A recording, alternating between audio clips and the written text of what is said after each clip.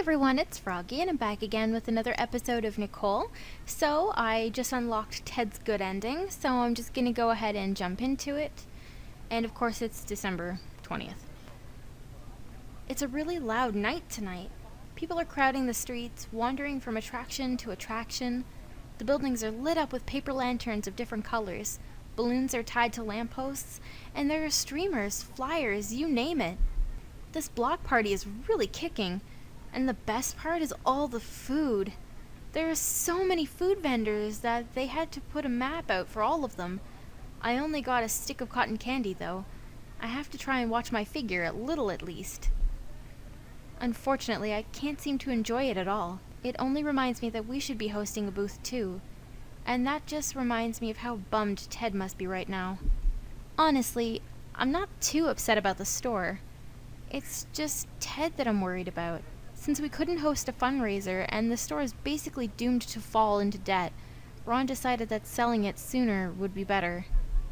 Though really, I know the real reason he's so eager to sell it. Get rid of the store and he gets his son back. It's been a while since that day, and Ted seems resigned to the idea of selling the shop. I had hoped that Mr. Starr talked to him after all this time, but I'm pretty sure he hasn't. Or as the stars would say, I bet my biscuits he hasn't. How can I tell? The fact that Ted didn't accept my invitation to even go to this block party? Thanks to him, I'm all by myself. But I know he's super crushed, so it's okay. I was hoping to use this party as a way to cheer him up, but, well, so much for that. Ted told me to stop coming to work a few days ago, so I have no idea what's going on with him. I'm pretty sure the shop's going to be sold soon, so he must be taking care of that, I guess? Ugh, this is a party. It's supposed to be happy, so cheer up, me. I have to take my mind off Ted somehow. I see a street musician rocking out on an acoustic guitar nearby. Looks like I found a way to do it. There's already a small crowd around the guy, a couple of teenagers, parents holding the hands of children with painted faces. It looks like he's getting done with a song just as I join in, and the small crowd erupts in applause. Even though I just got there, I clap too. What? It's rude not to. The guitarist raises a hand to quiet down the audience, then immediately starts onto his next song. It's a lively one, which gets some of the parents going with a few amazed oohs. It sounds strangely familiar. Is it modern? Yeah, this has to be a modern song because I'm so sure I've heard it recently. I catch myself nodding to the beat and tapping my foot when it hits me, like my musical memories just activated. This was a song that Ted and I danced to at the disco club. It all comes swarming back. The way he gripped my hands as he held me in the frame, the sound of his voice as he whispered directions in my ear. I sigh a little, shivering. My body warms up like he's standing right next to me, and I reflexively turn. But duh, he's not gonna be there. Ugh, fine, I get it. I don't care if he's sad or whatever. I'm going to find him tonight, and I'm going to cheer him up, damn it. The guitarist is doing a really good job, but I turn on my heel and head out. I should have been there, watching where I was going, though, because I ran smack dab into someone else. Sorry. I steady myself on my feet, then see, to my horror, that some of my cotton candy has gotten stuck on this guy's dark blue police uniform. Police uniform? How'd you know I was thinking of getting something sweet? Playfully, Ron pinches some of the stuff off his shirt and dabs it in his mouth. I always found it funny how it just goes and dissolves in your mouth like that. Like you're really eating cotton. But, I'm rambling, aren't I? Thank goodness I ran into you, Nicole. You seen Ted anywhere? No, I tried inviting him out tonight, but he shot me down. I was about to call him to find out where he was, but I'm guessing you don't know? He's not about to tell me. I tried calling and calling that cell phone of his, but it's off. I came home to an empty house tonight. I'm worried. I don't know what's going through that boy's mind. I figured that he came to the block party, but what if he ain't even here? Well, there's only one way to find out. We'll have to look for him. I pound my fist into my palm and grin determined. What do you say, Ron? Search party? Why the heck not? This block party ain't too big. The two of us can cover it. Ron makes some hand signal, and I recognize it from a cop shows that it's a sign to split up. Take that way, I'll take this way. Once you reach the end, call the other if you don't find him, understand? I nod and do my best impression of a policeman's salute. Roger. Oh, but Nicole? Ron pulls a crumpled piece of paper out of his pocket and hands it to me. If you do find Ted, can you give this to him? I was planning on finally sitting him down tonight, so I wrote my thoughts out to know what to say. I look at the piece of paper nervously. Can I read it? You've heard all about it. I told you over the phone, remember? About how much I hated that dang store? That's all it is. But what about if you find him? Won't you need it? Ron grins and taps the side of his head knowingly. I got it all stored up in my trusty old noggin. Don't you worry. I'll remember what to say when it comes down to it. Let's get going. Ted's a grown boy, but I'm still his pa. Knowing he's out there by himself makes me antsy. It's the same for me, so I pocket the paper and head out to look for Ted. I don't have much luck at the start. I ask around at booths and people walking by, but no one claims to have seen someone like Ted around. It makes me even more worried. Yeah, it's Ted, so it's like, what's the worst he can do? But you never know. I'm sure he'd find something drastic. I end up searching for a good half hour, and I eventually find my way near the tip of the park. It's mostly deserted here for obvious reasons. Why go here when there's a party happening right nearby? I don't think wallowing in the dark is Ted's style either. No, if he is here, I must have gone too far. I'll have to go back, but first I have to call Ron and tell him the news. I'm searching through my phone book when the thought occurs to me. What if Ted went back there? Back to the store? It's on my side of the block party, so I can't ask Ron if he can go check. I hate running though. No way around it. Groaning, I pick up my pace into a light jog and head back into the colorful festivities of the block party. Strangely, I feel like I'm heading back to work. I'd walk this path every day to the shop, and when I arrived, Ted would give me this brief nod before going back to work as usual. Please, please, please, please be there waiting for me like you always were, Ted. When I reach the store, the doors slide open for me even though it's still dark inside. That can't be a coincidence. Ted? Oh, he's so handsome! Look at him! I wanna hug him! I flinch as I hear something to the side, expecting it to be a burglar. Jumpy at night, ain't ya? It's Ted, unimpressed with my reaction. He comes slinking out from between the aisles, holding some chains in his hands. How the hell did you find me in here? Your dad... I hold up a finger, then bend over to catch my breath. Man, I really have to work out more. Whew, sorry. As I was saying, your dad found me at the block party. He's looking for you. When he got back to your apartment, he said you weren't there. I don't know why he'd even care. Ted throws his arms up into the air, rattling the chains. I can't believe him. He just gave up and sold a store like that. I don't want to talk to him when he doesn't even listen. Did you try to talk him out of it? You think I wouldn't? I promised him I'd come up with some other way. Some way to make up for messing up so badly. But he wouldn't listen to me. He told me it was better to sell it. And he didn't even explain. I cautiously take a step closer to Ted. I don't want to scare him off. Ted, your dad was going to try and talk to you tonight. He told me that earlier. He doesn't need to. I know what he's going to say. I'll let him down. All this time, and I've been doing my best to make him proud, and I'll let him down like that. Over some simple, stupid mistake on a form. I can't believe myself either, so I understand. But I have to show Pops that I'm serious about this. He lifts up the chains, and it's only then that I notice they're loosely wrapped around his wrist. I'm gonna show him how much this store means to me. I don't care what I have to do, but I won't leave this place without a fight. Wait, you're gonna chain yourself up to the store? It's a form of peaceful protest, Nicole. Sheesh, I thought you would have known that. I figured tonight would be the night. Everyone's at the block party. More people would see me that way. My dad hears about it, comes a-running, sees how dedicated I am, and then he'll change his mind. He has to. There's a desperation to Ted's voice that scares me. I know he cared about the store because of his parents, so I hate to do this, but... Ted, no, you can't do that. Ted looks at me affronted.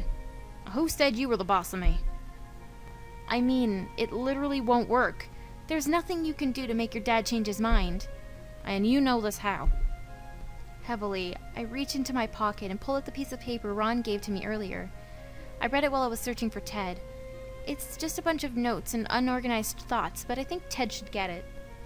Here, take this. Your dad wrote all of it for the talk that he was going to have with you. You should get what he's going to say from that. Ted skeptically swipes the paper out of my hand and flicks it open with a finger. I let him take his time reading it. It's not that long, but I'm sure he's going to want to reread it a few times to let it sink in. However, as it does, Ted's expression changes into something I hadn't expected. What the hell is this? Ted grits his teeth, and he looks up at me, eyes blazing angrily. Oh no. What did I do?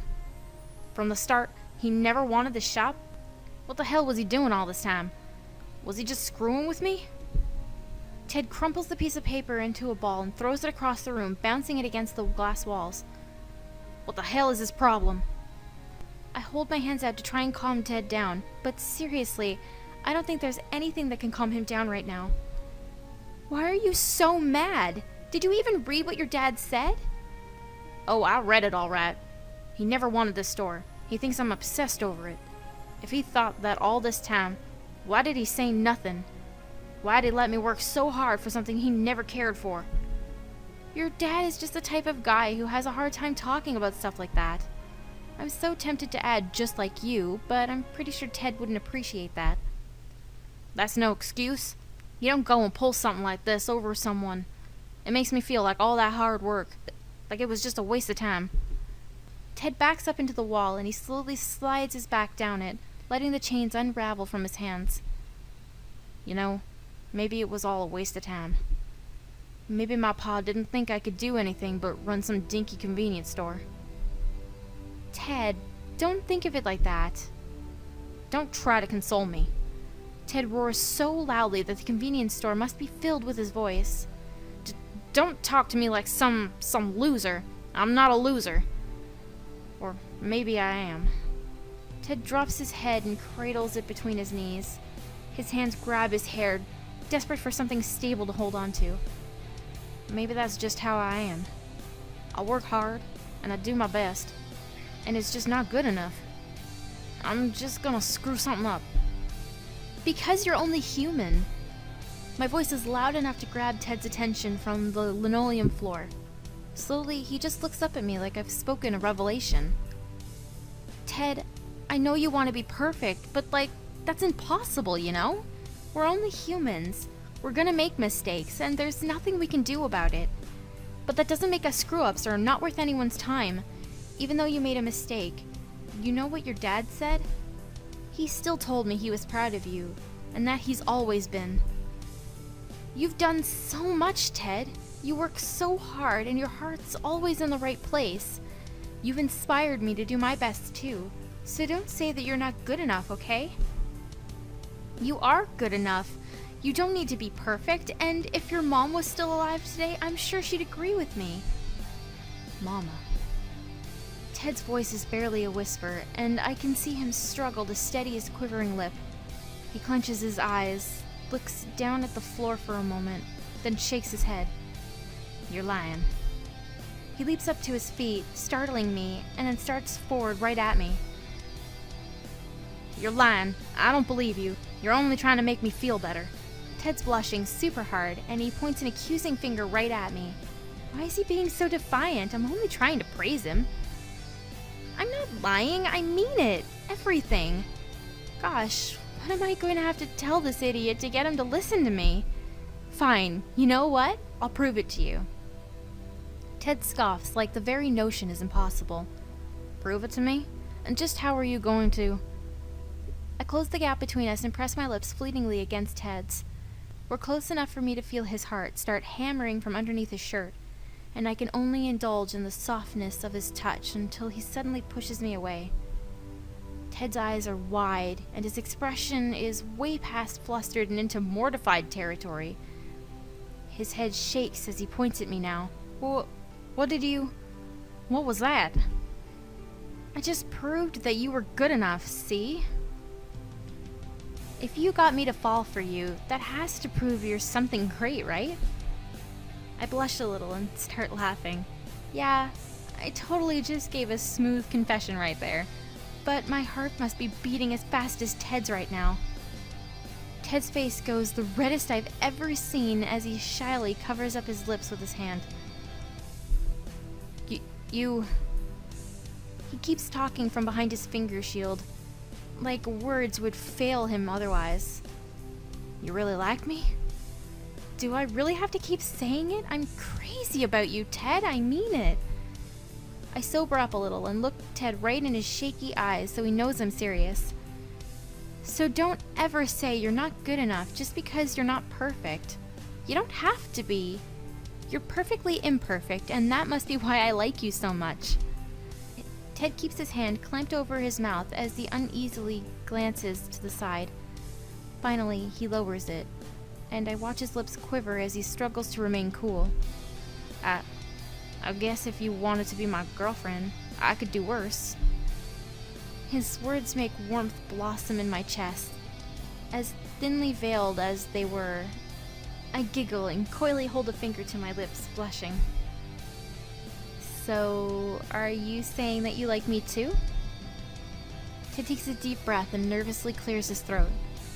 I'm not gonna repeat this, so you better listen now. I'm very fond of you, Nicole. You can say that, yes, I'm head over heels for you. I never thought I'd ever be saying this to anyone anytime soon, but being with you gives my life spark. Ted hunches his shoulders and starts speaking from the corner of his mouth in a quick, quiet voice. So go out with me, please. That's all I needed to hear. I charge Ted and jump into his arms, laughing as he twirls me around some. Quickly, he sets me down on my feet and returns to normal as though remembering himself. Don't think I'm treating you any differently just because we're dating now. It's okay. Anytime I need something, I tap my lips. I'll just do what I did before. Don't talk about it so casually like that. Ted covers my mouth up with his own hand, but it doesn't drown out the sound of me laughing from behind it. Eventually, Ted joins in quietly, and the store fills with the sound of both of our voices. I hear another noise too, and I look out through the glass walls to see fireworks exploding in the sky. The multicolored arrangements remind me of flowers. Wow, fireworks! They're so pretty. The party committee managed to scrounge up this much dough? Ted lets out a low whistle. Impressive. This is really something. And you wanted to ruin it by chaining yourself to the store like a crazy person. Yeah, but at least you were here to stop me, Nicole. I don't know what I would have done otherwise. Something I would have regretted, no doubt. He warmly gazes at me, and I return the sentiment, shrugging my shoulders as if to tell him not to worry about it. That was my first, you know. I hear Ted grumble from underneath his breath. Oh my god, that was his first kiss! Oh, he's so cute! Oh, I want to hug him. Sorry? First kiss? Yes, okay. It was. Go ahead and laugh. I don't. Instead, I lightly nudge his shoulder. Mine too. Don't worry so much about it. I just never found anyone I felt anything for. But that reminds me. I should really call your dad and tell him I found you. He's super worried. No thanks to you. Yeah. I'll call him myself. Don't nag me, but... Ted scratches the side of his face bashfully. I was too surprised when we kissed before, so I wasn't all there mentally. I look at Ted for a moment before I finally get what he's saying. I lower my eyelids and grin a cat's grin. Does someone want to kiss again? Huffing playfully, Ted brings his hand underneath my chin and tips it upward. Just as he lowers his lips to meet mine, a pop of fireworks explodes in the air, lighting up the night sky with color. Shut up. I wonder why I can feel Ted's lips against my teeth until I realize I'm smiling.